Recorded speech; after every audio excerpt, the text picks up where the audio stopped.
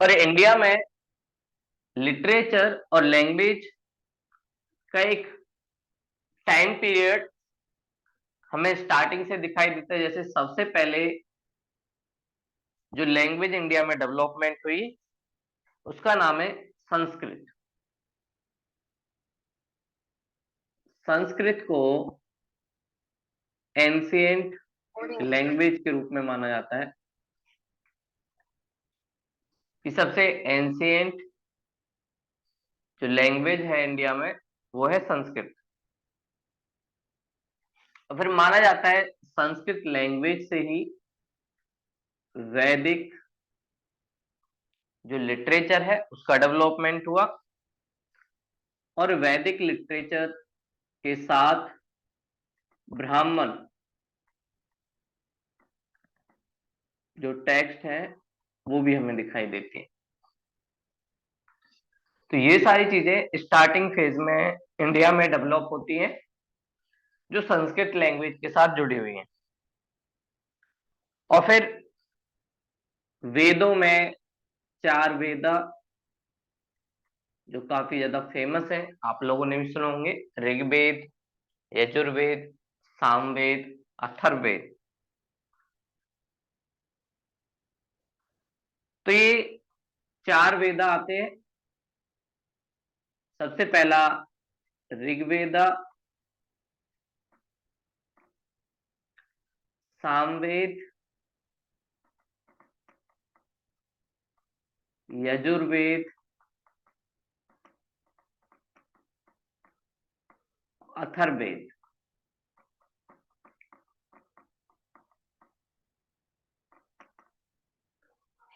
इनमें से जो सबसे ज्यादा रेस्पेक्ट मिलती है वो इन टॉप थ्री को मिलती है, जिन्हें वेद त्राई कहते हैं। कि ये लोग थ्री कॉम्बिनेशन वेद के अथर्ववेद को थोड़ा सा लोअर कास्ट से और लोअर क्लास से जोड़ा जाता है, इसलिए उसको इतनी रेस्पेक्ट नहीं दी जाती। और बोला जाता है कि इन वेदों को गॉड ने लिखा है, ना कि किसी इंसान ने। ऐसी चीजें भी मानी जाती हैं। और फिर इससे आगे जो हमें ब्राह्मण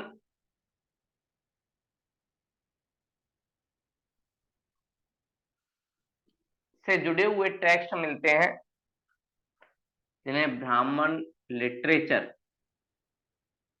टेक्स्ट आप कह सकते हो। तो उसका एक कॉम्बिनेशन, एक चैन। सबसे पहले उसमें हम लोग एक वेदा जो है उनके बारे में जानेंगे। जो चार वेद आप लोगों ने देखे इनके बारे में कि इनमें क्या क्या चीजें हैं, किस किस को डेडिकेटेड है और किस किस ने लिखे। उसके बाद ब्राह्मण टेक्स्ट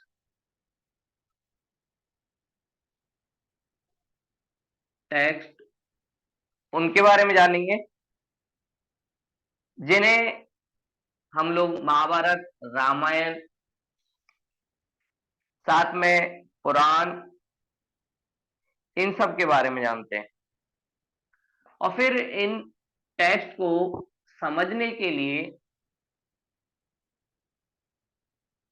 थोड़ी सी सही से इनको डिफाइन करने के लिए कुछ चीजें आती है जिसे हम कहते हैं अरण्यक।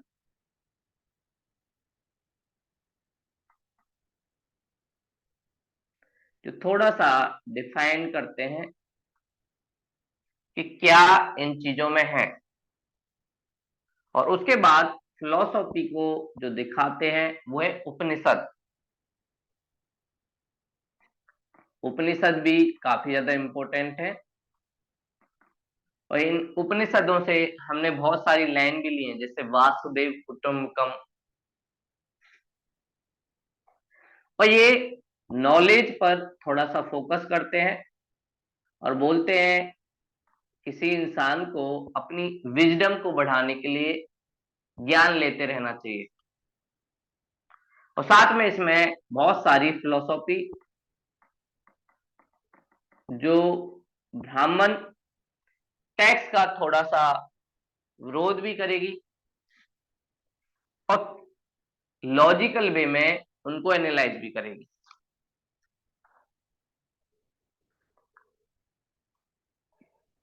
ऐसे इनका जो टेक्स्ट है वो डेवलप हुआ और धीरे धीरे इनमें जो भी कमियां थी उनको भी बताया गया। बात करें वेद, तो माना जाता है कि वेद वैसे बहुत पहले से मौजूद थे। जब वैदिक काल पीरियड आता है, इंडस वैली सिविलाइजेशन के एंड के बाद इंडिया में वैदिक पीरियड आता है, जिसे ऋग्वैदिक पीरियड कहते हैं या अर्ली वैदिक पीरियड। और लगभग 1500 से लेकर 600 बीसी, बिफोर कॉमन एरा, इसका आना होता है। लेकिन शुरुआत में ये जो वेद है वो रिटन फॉर्म में नहीं है। वेद थे बट श्रुति की तरह थे। श्रुति मतलब एक पर्सन से दूसरे पर्सन कहानी या स्टोरी के माध्यम से ये चलते रहते थे, तो इनको लिखा नहीं गया था। जैसे हम बहुत सारी स्टोरी अपनी दादी से या नानी से सुनते हैं, वो कई जनरेशन से चल रही हैं, लेकिन उन स्टोरियों को किसी ने लिखा नहीं है। तो यही होता है श्रुति। तो शुरुआत में भी वेद थे, लेकिन वो बस सुनने तक लिमिटेड थे।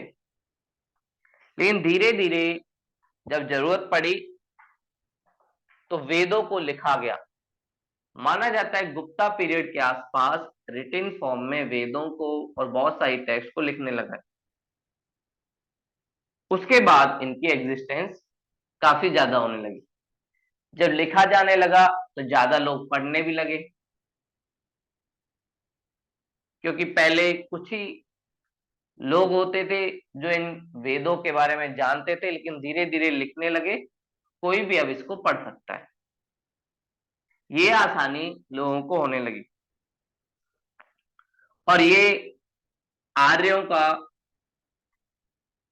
सबसे पुराना ओल्डेस्ट टेक्स्ट है, इंडिया का भी। और आर्य जो लोग इंडिया में आए वैदिक एज में, उनका भी सबसे पुराना टेक्स्ट वेद ही है।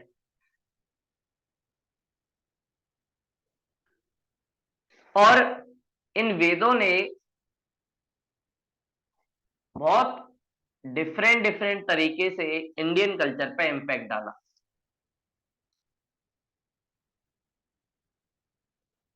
और ये धीरे धीरे आगे बढ़ते रहे। जैसे सबसे पहला जो वेद ऋग्वेद, आज भी इस ऋग्वेद का इम्पैक्ट इंडियन कल्चर पे आप लोग देख सकते हैं। और इसमें जो गॉड है या ईश्वर है, उनके प्रति प्रेयर आपको ऋग्वेद में मिलेंगी। एक रेस्पेक्ट, एक डेडिकेशन,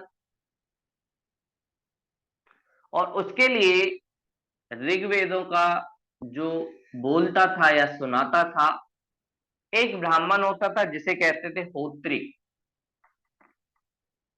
और होत्री ब्राह्मण ऋग्वेद को पढ़ता था जब जब लोगों को जरूरत होती थी अपने गॉड से या ईश्वर से बात करने की। और वेदों को भी, जैसे हमारी एक बुक होती है और उस बुक में बहुत सारे यूनिट होते हैं। ऐसे ही वेदों में भी एक सीक्वेंस है। सबसे पहले वेद का बुक, उस बुक के अंदर मंडल, मंडल को आप समझ सकते हो यूनिट से, बहुत सारी यूनिट,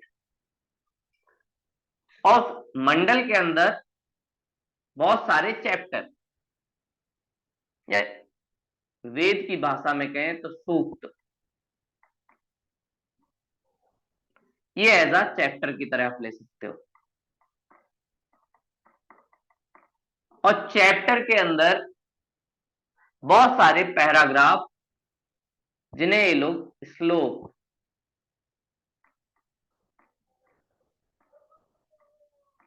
इस रूप में आपको वेद दिखते हैं।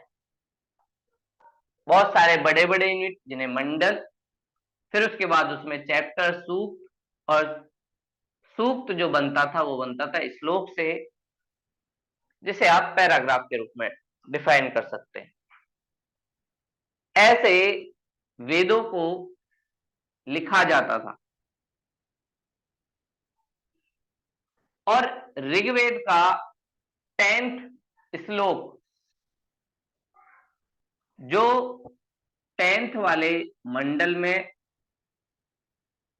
यूनिट में दिया हुआ है, वो काफी ज्यादा फेमस है।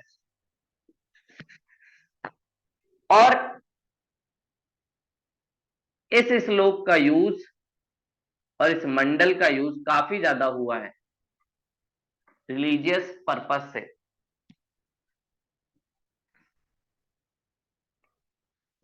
और टोटल जो मंडल है वो भी इसमें कितने, 10। और जो थर्ड मंडल है इसका, उसमें जिसे हम आज भी यूज करते हैं गायत्री मंत्र, ओम भूर्भुवः स्वः, ये आप लोगों ने सुना होगा। तो थर्ड मंडल में ऋग्वेद के गायत्री मंत्र मिलता है।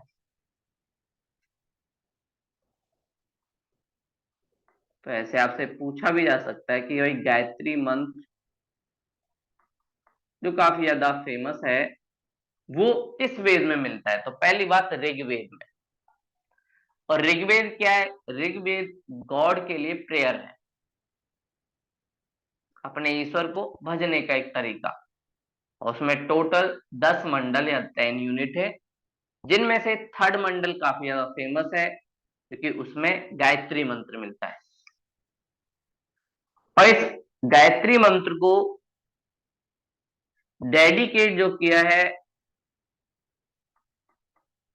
वो है गॉडेस सन को। सन के लिए ये मंत्र है।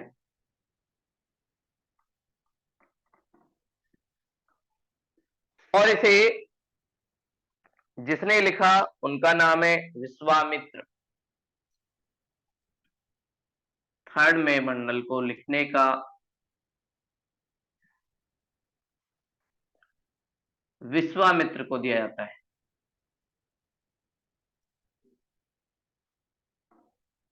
और आज सबसे ज्यादा फेमस मंत्रों में से एक है गायत्री मंत्र।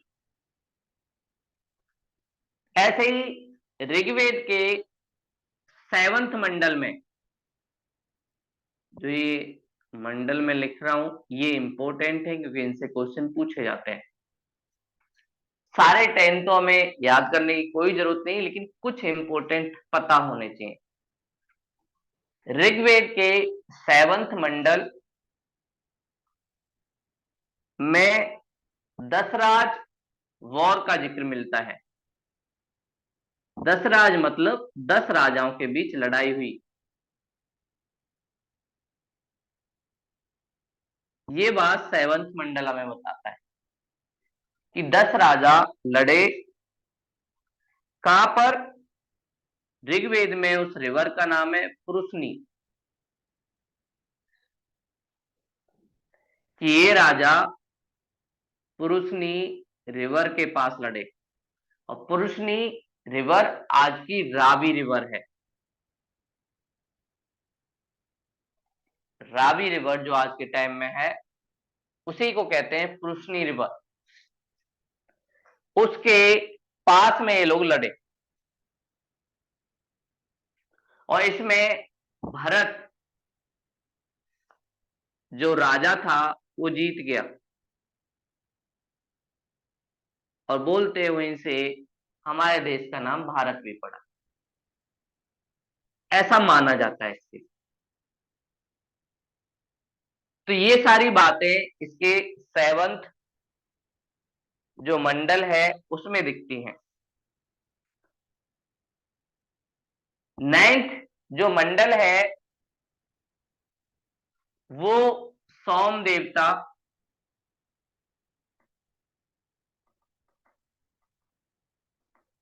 सोम जो गॉड है उनको डेडिकेटेड है,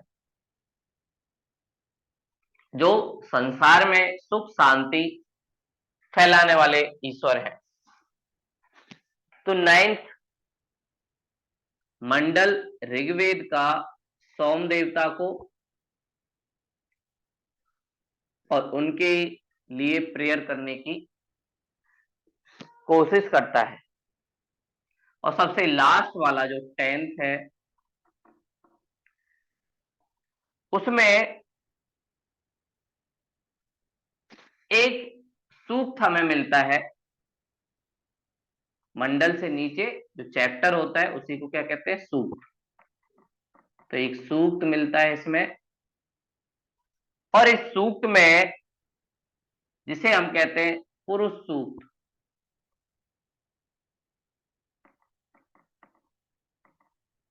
इसमें हमें पहली बार जिक्र मिलता है 4 वर्ण सिस्टम का।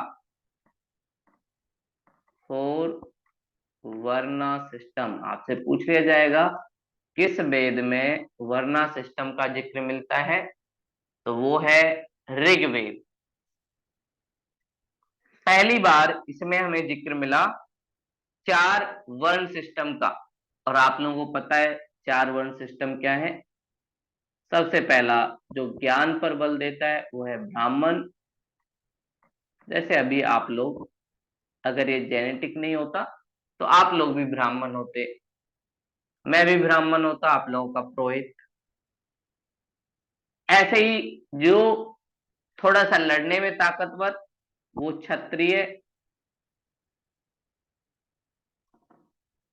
फिर कुछ लोग जिन्हें हर टाइम थोड़ा सा पैसे का लगा रहता है कि 10 रुपए का 4 गोलगप्पे दिया, या तो 3 ही देता है और इसकी कॉस्ट कितनी, 5, प्रॉफिट कितना, 5 का।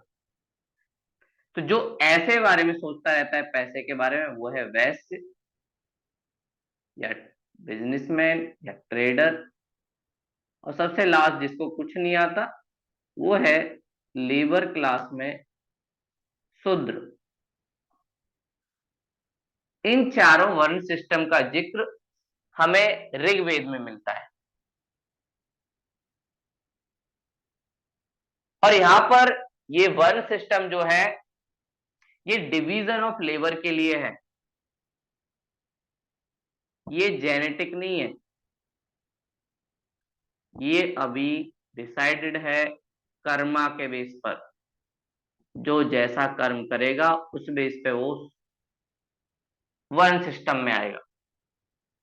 एक ही फैमिली में चारों वर्ण हो सकते हैं। एक ही फैमिली में अगर माता जी को बहुत ज्यादा गीता ज्ञान इसका शौक है तो वो ब्राह्मण है, और पिताजी थोड़े से 6 फुट के और मुक्का मार के दीवार तोड़ देते हैं तो वो क्षत्रिय हैं।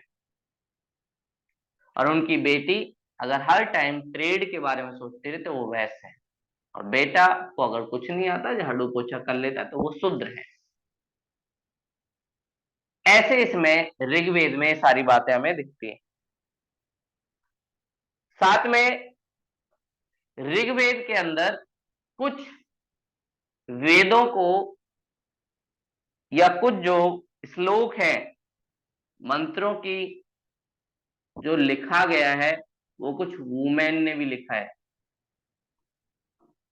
और हमें जिक्र मिलता है कुछ वुमेन का, जैसे अपाला,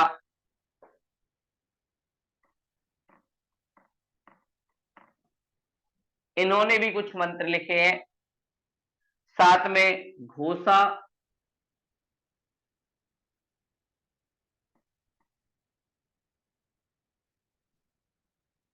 इसके अलावा लोपामुद्रा,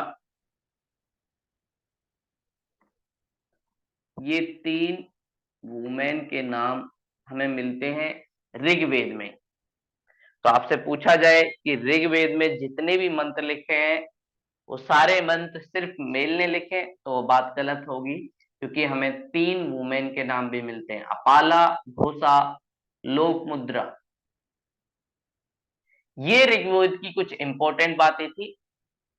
तो पहला हमने देखा कि ऋग्वेद में जो भी चीजें हैं वो गॉड के लिए प्रेयर है, प्रार्थना है, और इन प्रार्थनाओं को जो करता था वो ब्राह्मण होत्री कहलाता था। और हर वेद में डिवीजन है, पहला जो है मंडल या यूनिट, उसके बाद सूक्त चैप्टर की तरह, और श्लोक पैराग्राफ। ऋग्वेद में टोटल 10 मंडल है, 10 यूनिट है, जिनमें कुछ फेमस मंडल है। थर्ड मंडल, जिसमें हमें गायत्री मंत्र का जिक्र मिलता है, और गायत्री मंत्र है सन के लिए, और इसे लिखा है विश्वामित्र ने। अगला जो सेवंथ है, वो सेवंथ मंडल 10 राज वॉर का जिक्र करता है, 10 राजाओं का वॉर, और ये पुरुषनी नदी, रावी नदी के किनारे पे लड़ा गया, और भरत जी इसे जीत जाते हैं। 9th जो मंडल है वो सोम गॉड को डेडिकेटेड है, और 10th मंडल में पुरुष सूक्त मिलता है, जिसमें 4 वर्ना सिस्टम का जिक्र हमें दिखाया गया है। साथ में कुछ वुमेन जिन्होंने भी मंत्र को लिखा है, अपाला, घोषा, लोकमुद्रा। ये सारी बातें हमें ऋग्वेद से पता चलती हैं, इसलिए ऋग्वेद काफी ज्यादा इंपॉर्टेंट हो जाता है। अगला जो वेद, सामवेद। सामवेद बात करता है कहीं ना कहीं लाइफ में थोड़े सा एंटरटेनमेंट की, कैसे हम जीवन में अपने आप को खुश रख सकते हैं, उसके लिए म्यूजिक, डांस, या और भी अदर एक्टिविटी जिनको हम अपना सकते हैं, उन्हीं से जुड़ी हुई बातें आपको सामवेद में मिलेंगी। तो सामवेद सेकंड वेद जो है,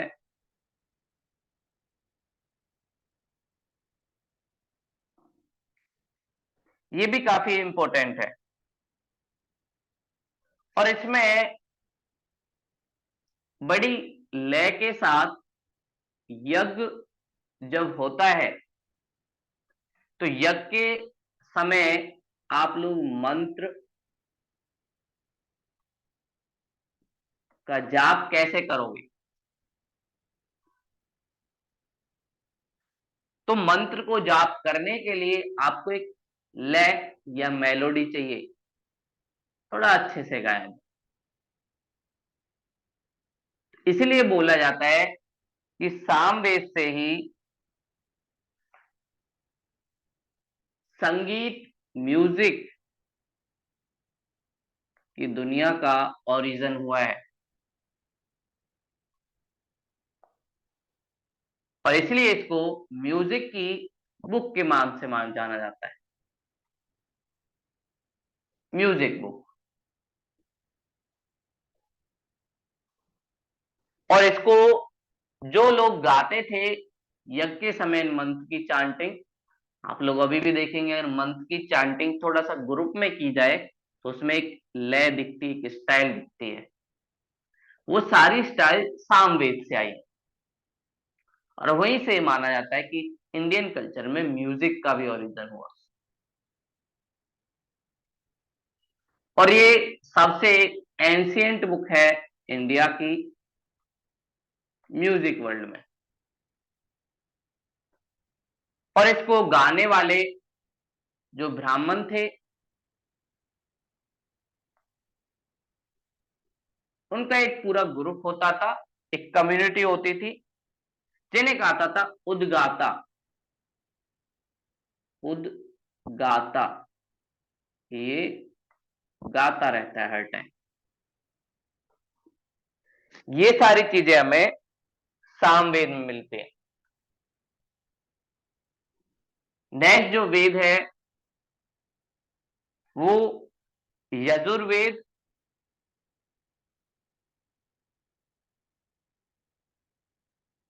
और यजुर्वेद में यज्ञ के जो स्टाइल हैं उनके बारे में बताया गया है। यज्ञ की डिफरेंट डिफरेंट विधियां। और यजु का अर्थ ही होता है यज्ञ। यज्ञ आप लोगों ने सुना होगा। हिंदू कल्चर में कोई भी चीज अगर अच्छी होती है तो यज्ञ इंपॉर्टेंट होता है। इसमें हवन सामग्री, चाहे बर्थ के बाद हो या जब किसी की डेथ होती है उसके बाद हो, या कोई और इम्पोर्टेंट चीज हो, तो उसमें यज्ञ को काफी ज्यादा इम्पोर्टेंट माना गया। और सारी यज्ञ की अलग अलग जो स्टाइल हैं, अलग अलग प्रोसेस, विधियां, वो आपको यजुर्वेद में मिलेंगी। और कह सकते हैं यजुर्वेद कहीं ना कहीं कर्म कांड पर फोकस करता है।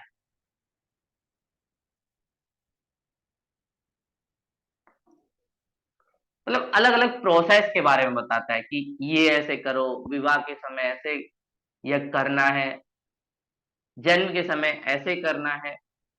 तो वो सारे प्रोसेस कर्म कांड से कहीं ना कहीं जुड़े हुए हैं।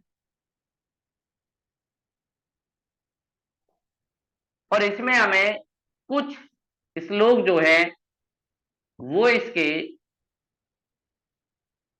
पोएम की फॉर्म में है,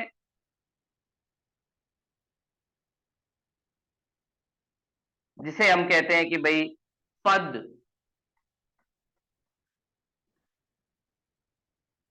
हिंदी में आपने सुना होगा कि पोएम की फॉर्म में अगर कोई चीज लिखी होती है तो उसे पद कहते हैं।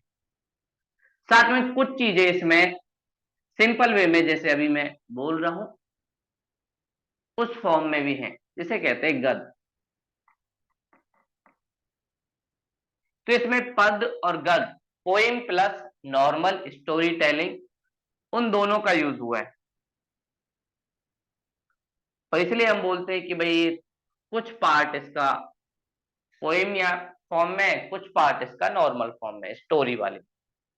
इसलिए इसमें गद और पद दोनों का कॉम्बिनेशन दिखता है। और इसको भी कुछ लोग गाते हैं, और इन गाने वालों को जो ब्राह्मण ये सारे काम करते हैं, जो इसको गाते हैं, उन्हें अर्धर्व्यू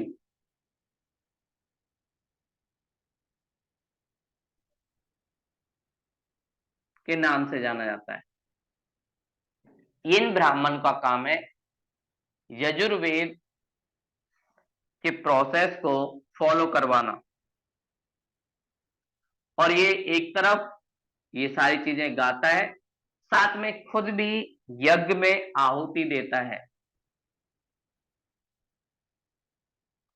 सामग्री डाल सकता है, घी डाल सकता है, ये काम इसके हैं। और इसको भी, यजुर्वेद को हम दो पार्ट्स में डिवाइड कर सकते हैं।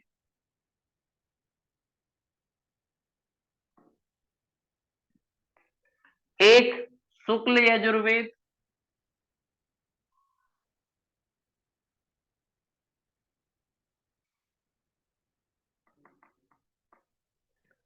दूसरा हमें जो दिखता है कृष्ण यजुर्वेद, ये दो टाइप में भी यजुर्वेद को बांटा जाता है और इसका डिवीजन वही है, एक पद की फॉर्म में है, एक गद्य की फॉर्म में। ये थोड़ा सा पोएम फॉर्म में लिखा हुआ है, मतलब पद हो गया। ये थोड़ा स्टोरी फॉर्म में लिखा हुआ है तो गद्य हो गया।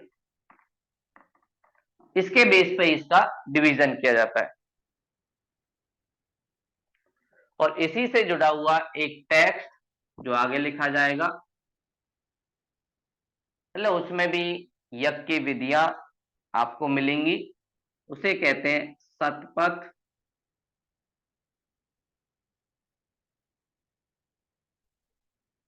ब्राह्मण। तो शतपथ ब्राह्मण को जोड़ा जाता है यजुर्वेद से। शतपथ ब्राह्मण यजुर्वेद से ही जुड़ा हुआ एक टेक्स्ट है, जिसमें भी यज्ञ के प्रोसेस और वो सारी चीजें आपको दिखेंगी। और सबसे लास्ट जो हमारा वेद है वो है अथर्ववेद। ये जो पहले तीन वेद हैं इन्हें अपर क्लास से जोड़ा जाता है और माना जाता है सबसे पहले ये वेद आए, और वैसे वेद तीन ही थे। फिर धीरे धीरे कुछ लोग उन्होंने एक फोर्थ वेदा का डेवलपमेंट किया और ब्राह्मण की जो मोनोपोली थी वेदों पर उसको खत्म करने की कोशिश की। अथर्ववेद को बाद में लिखा गया, इसलिए ब्राह्मण जो लोग हैं वो अथर्ववेद को इतना इंपॉर्टेंस नहीं देते, लेकिन अदर जो क्लास है वो उसको ज्यादा इंपॉर्टेंट देती है। तो अथर्व वेद को लेकर ये सारी चीजें चलती रहती हैं और इसे अथर्व नाम इसलिए दिया क्योंकि जिस ऋषि ने इसको लिखा उनका नाम था अथर्वा।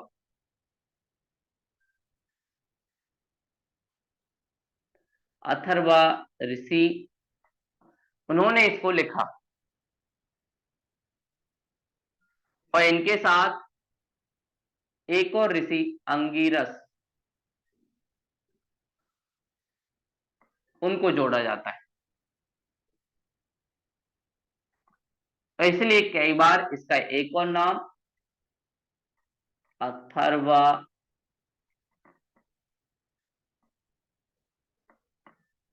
अंगिरस, इस नाम से भी इसे जाना जाता है। और इसमें आपको तंत्र मंत्र, जो ब्लैक मैजिक आप लोगों ने सुना होगा, वो आपको अथर्ववेद में मिलता है।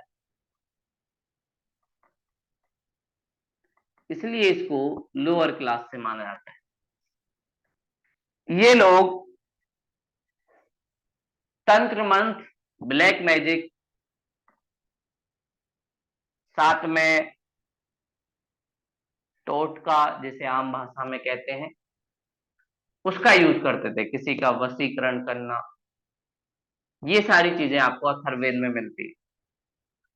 और इसीलिए बोला जाता है कि ये लोअर क्लास से जुड़ा हुआ था। वो लोग भी इसे फॉलो करते थे, इसलिए इसको वो रेस्पेक्ट नहीं मिली जो रेस्पेक्ट आपको तीन वेद में दिखती है। मतलब ब्राह्मण जो है वो इसका यूज नहीं करते। और अथर्ववेद में हमें एक शहर जो शिव की नगरी है काशी, या जिसे आजकल बनारस के नाम से जानते हैं, उसका जिक्र भी मिलता है। माना जाता है इंडिया में सबसे एंशियंट शहर है काशी, बनारस।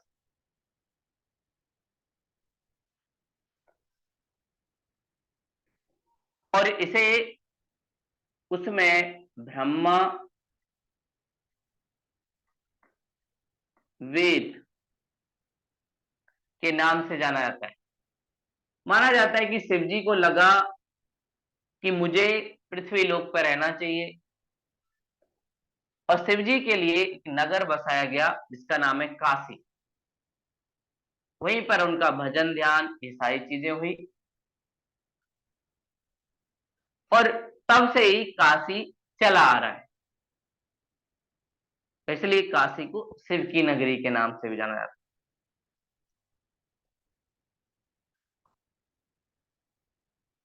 अथर्ववेद से ही जुड़ा हुआ एक उपनिषद है जिसका नाम है मुंडको उपनिषद।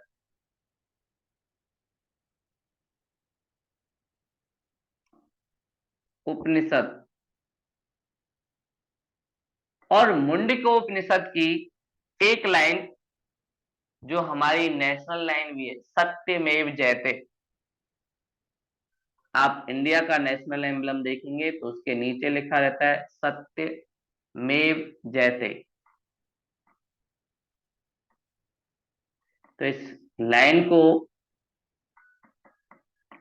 अथर्ववेद के एक उपनिषद मुंडको उपनिषद से लिया गया है। और इसके ऊपर क्वेश्चन पूछा गया है कि भाई सत्यमेव जयते जो हमारी टैग लाइन है वो कहाँ से ली गई है, किस वेद से ली हुई है। तो वेद का नाम है अथर्ववेद, और अगर उपनिषद की बात करें तो मुंडको उपनिषद। यूपीएससी ने इस पर क्वेश्चन पूछा था।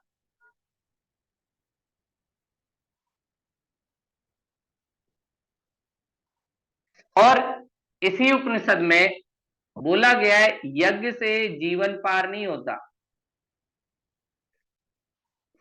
यज्ञ को ये क्रिटिसाइज करते हैं,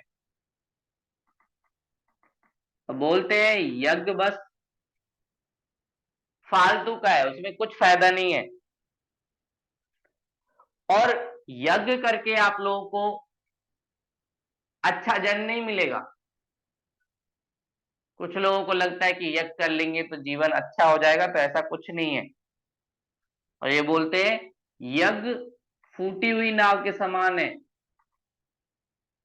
जैसे आप पानी में नाव लेके जा रहे हो लेकिन नाव में ही होल है, ऐसे ही यज्ञ है। तो यज्ञ को ये लोग फूटी हुई नाव बताएंगे।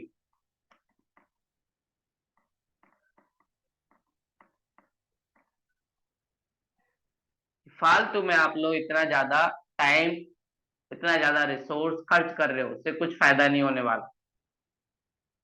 तो पहली बार क्रिटिसाइज किया जाएगा यज्ञ को,